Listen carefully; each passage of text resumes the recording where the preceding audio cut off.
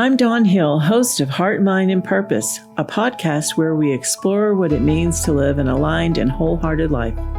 I am a professional counselor with over 25 years of experience and a deep love for meaningful conversation. I bring you honest reflections, soulful questions, and meaningful tools for managing life. Whether you're seeking clarity, connection, or simply a space to breathe, this podcast is here for you. Tune in weekly and join me on the journey. Hi, this is Paul Gramercy, producer of this episode of Heart, Mind, and Purpose, where Dawn invites us into one of the most universal journeys, the push and pull of growing up. From the wonder of early childhood to the stretching independence of the teen years, she explores what it means to stay connected through every stage of change. You'll hear how attachment, safety, and presence shape the way children and parents navigate the dance of come here, go away. Whether you're raising a child, teaching, mentoring, or just remembering your own growing up years, this episode offers both insight and grace for the beautiful, messy process of becoming. If you have been following along, you'll remember that in earlier episodes, we talked about attachment theory, how those first bonds with our caregivers create a blueprint for how we connect with others. We also briefly explored polyvagal theory, how our nervous system develops its sense of safety and connection, and how that wiring follows us throughout life. Think of those two as the foundation, the blueprint, and the operating system. Today, we're going to build on that by looking at the different relational stages of childhood and adolescence. From the playful years of early childhood to the stretching, stormy, and exciting teenage years, each stage offers us new ways to connect, guide, and nurture. This isn't just about milestones, it's about relationship. How do we stay close, build trust, and help our kids flourish as they grow? So let's start with early childhood, ages 4 to 6. These are the years of imagination, curiosity, and endless questions. Kids are learning not only what the world is, but also whether the world is safe. This is where those early attachment patterns show up in everyday life. For example, when your 5-year-old proudly shows you a wobbly drawing and you stop and smile and say, "I love how you work so hard on this," you're doing more than encouraging art. You're wiring in self-worth and trust. You're teaching their nervous system it's safe to bring yourself to others. I have an example from when I was like maybe 19 years old. We had some older friends. They were parents of 3 kids, and their youngest one was in kindergarten. And I happened to be at the house when they came home from school, and he came in and he had this drawing. He brought it to me, and I looked at it, and I thought it was so cute. So I took it to his mom. I said, "Look at this."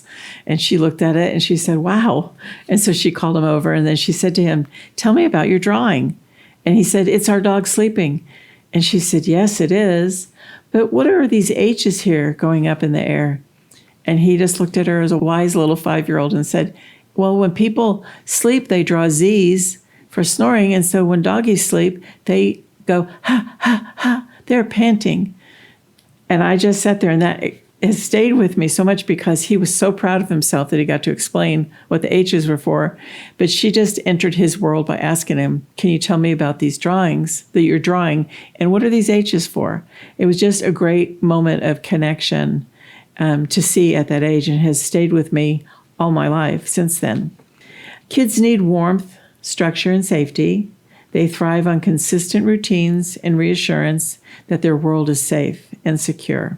Parents meet these needs through their presence, playing with them, encouraging them, and clear but gentle boundaries. With siblings and or peers, play is the main language of relationship. Kids learn to share, take turns, practice empathy, and even have their first navigations of disagreements, perhaps over who had a toy first. Friendships are usually based on fun activities and immediate interests. Relationships and connections during these years look like joining their play, guiding gently, and celebrating their wins. By listening and engaging, you are building the confidence that they will carry into the next stage. So now we'll look at middle childhood. This is ages 6 to 9. School-age children begin to grow more independent.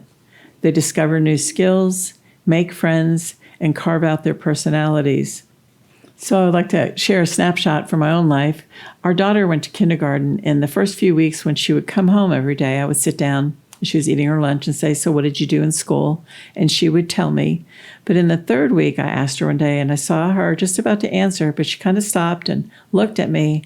And then she said, "Nothing." And I said, "Okay, if you think of something, tell me later." And she carried on, had her lunch, and went on with our day. The next day, the same thing. And about the third day, she told me nothing, and I said the same thing. "Okay, if you remember something, let me know." And then later that day, she told me, "Well, this is what happened in school." And then she would tell me, but what I noticed is that she was getting this independence from me and her dad, but realizing for the first time, like we didn't read her mind. We didn't know what she was thinking, and we didn't know what happened at school. And like that was all, I could see that all formulating, like she was figuring that out in that moment. And it has always stayed with me because it was just so surprising to me at that time, but such a wonderful example of her getting some independence from me, like detaching in a very healthy way. So in these ages, this is where polyvagal theory becomes practical. When a child comes home from school upset because they weren't chosen for a game, your calm, attentive presence can bring their nervous system back into regulation. By listening, really listening, you're saying, "You're safe and your feelings matter." An example of an 8-year-old who comes home and tells his parents that he's nervous about trying out for soccer.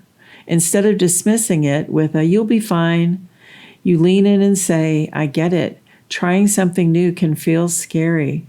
Do you want me to practice with you in the backyard?" That simple act communicates safety, belonging, and support. Now with siblings and/or peers, friendships deepen around this stage. Shared activities and rules become center. Peers help kids practice cooperation and problem solving. The sibling dynamic often involves competition and teamwork, which are both important for social learning. Kids need parents to show interest in their world, school, hobbies, friendships. With active listening and encouragement, we help them build confidence. Boundaries provide guidance for them as their independence grows. Now, late childhood and early adolescence, ages 9 to 12, this stage is a bridge. No longer a kid and not yet a teen. Bodies and emotions are shifting. Here, connection means fostering open communication that looks like making space for their questions, even the awkward ones, while also setting boundaries. When we listen without judgment and guide with empathy, we help them build resilience and a healthy sense of self. Here, our kids need space to ask questions, try new things, push the limits while still feeling anchored in the family of love and structure. Parents guide by being approachable, consistent, and respectful of their child's growing autonomy. With siblings and/or peers, friendships begin to include trust, loyalty, and emotional sharing. Peers start shaping self-esteem and identity. Sibling bonds may shift towards more of a rivalry and can also become a source of solidarity. So here's an example of these years. This is the dance of what I call as the push and pull. They still want to be like a kid, doing all the same kid things they have always done, and yet they're almost a teenager and want to be like a teenager in many ways. So parents often feel the dance of, "Come here, go away, come here, go away, come here, go away." Sometimes it can happen in the moment, and it repeats itself many times in a day, a week, or even throughout these transitional years as they sort things out. For parents, it feels like emotional whiplash. We are left wondering, what do they want? Whatever I do, it seems like it's the wrong thing. The truth is, we are caught in that same push and pull dance with them. They are not aware that they are in this dance within themselves or in the dance with us. They just know they want to be in both places at the same time. So if we as parents are experiencing the whiplash of push and pull, think of what it's like inside them. It is confusing. Now, middle adolescence, ages 12 to 15. Now, here, dependence really takes off. Teens are asking the big questions. Who am I? Where do I belong? They begin pulling away from parents, leaning heavily on peers. For example, it's kind of like what I call the stage of kids going through like, what color t-shirt am I? Am I a blue t-shirt, green t-shirt? Am I a purple one? Do I have to just be one color? Can I be more than one color? Can I be all the colors at one time? They don't know. They're trying out, like, which peer group do I fit in? Where do I want to be? Am I a sporty kid? Am I an academic kid? Should I be in choir? I don't know. Maybe I want to be in all the places or none of the places. They're going through this time of discovery, trying to find out, where do I fit? And can I fit in more than one group? So it is a little bit disconcerting for parents, but if you can remember they're just exploring their world and who they are, searching for their place, then we'll all get through it. This is often where attachment history and nervous system wiring show up strongly. A teen with a secure base may experiment with independence while feeling safe to come back home, while a teen with less secure attachment may seek belonging in riskier ways. Teens need respect for their autonomy, but also a steady presence of caring parents and boundaries that don't waver. Parents model stability and communicate trust, saying, "You can test your wings, but I'm still here." With siblings and/or peers, friendships become central, often carrying more emotional weight than family. Teens experiment with belonging, group identity, and sometimes romantic feelings. Peer influence here is powerful, and this is also where they learn to practice things like loyalty, empathy, and conflict resolution. Our role is to balance respect for their autonomy with our steady presence. Even if they roll their eyes at a family dinner, parents who show up consistently communicate, "You're still mine, and you're still safe here." Now for late adolescents, ages 15 through 18.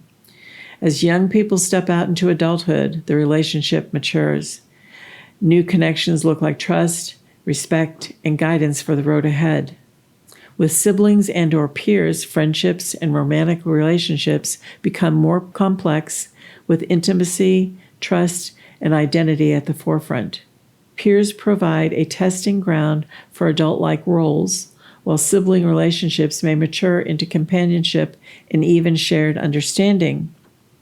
Young people need parents to shift more into a coaching role, support decision-making, encouraging goals, and preparing them for independence. Respect, trust, and guidance are the key. As a practical example, in these years we are still their parents and still parenting, but in very different ways. We have done a lot of the direct life lesson teaching and hopefully have taught them many of the tools of life and how and when to use those tools. And now in these years, we need to help them and ourselves make appropriate transitions as we let them make some choices and decisions. So metaphorically, when we see them heading for the wall, instead of using the door that we have told them about all their life, we need to let them hit the wall. Now, I know for some of you, that's going to make you cringe, and you're going to feel bad and guilty because they're going to get hurt. But we need to let them hit the wall. There's so much that they can learn through the experience of forgetting that there was even a door to use. If we are wise and patient with them, then we can learn a lot about how they were thinking before and after the experience of them hitting the wall. Let them make the mistake and/or unwise choice and go through the experience of being surprised that things did not turn out as they thought they would. If we will give them some space and really listen to them when they tell what happened, we can learn a lot about what they were thinking or not thinking. As parents, we need to not approach them saying things like, "So tell me what you did wrong. Why would you do something like that?" Or "Haven't I taught you any better?" Or more questions like that will just be judgment and/or character assassination for them, even if that's not how we meant it. That is what they will hear.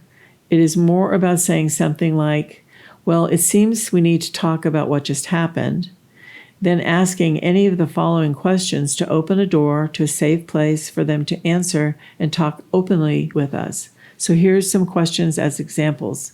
First of all, parents might say, "I am confused about this choice, and can you help me understand what led you to choose this?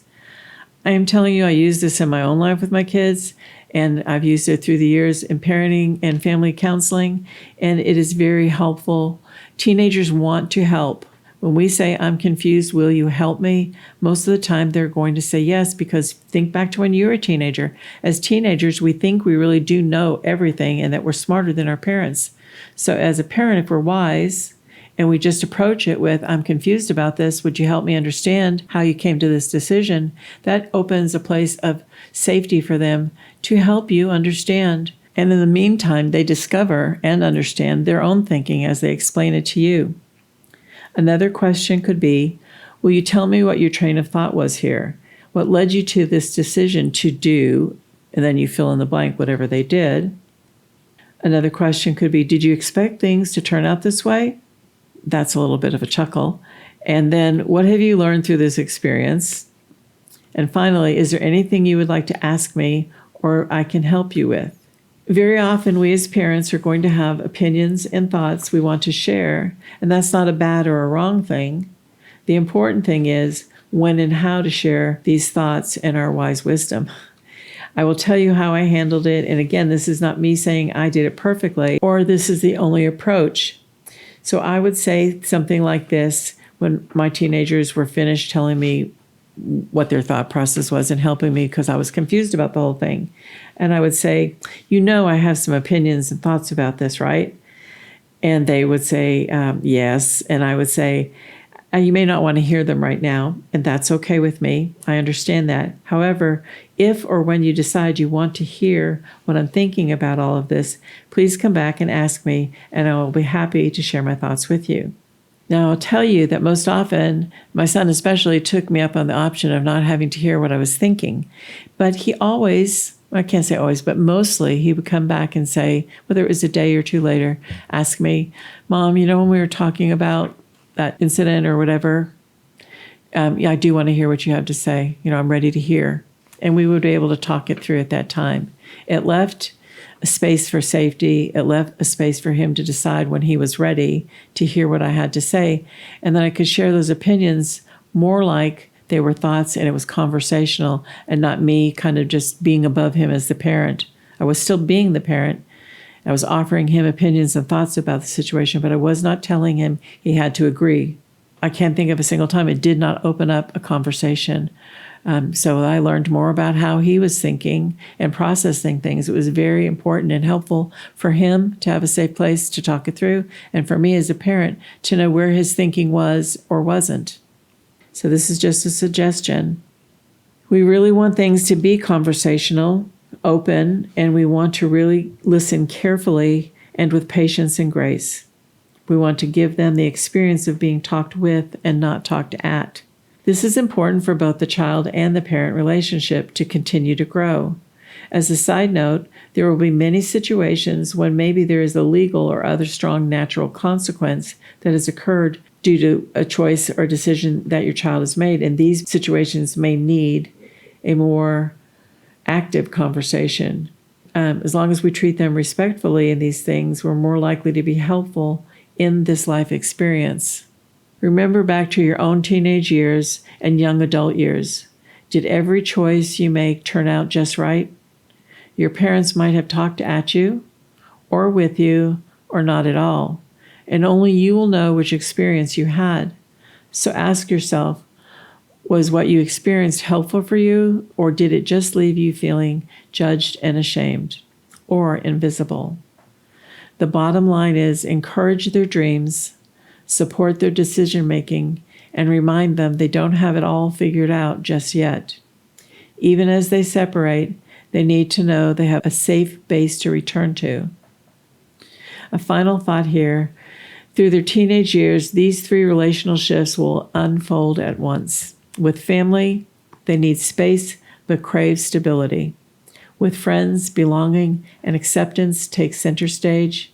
And with self, identity, and self-esteem are being shaped in profound ways. And beneath all of that, the nervous system is always scanning. Am I safe?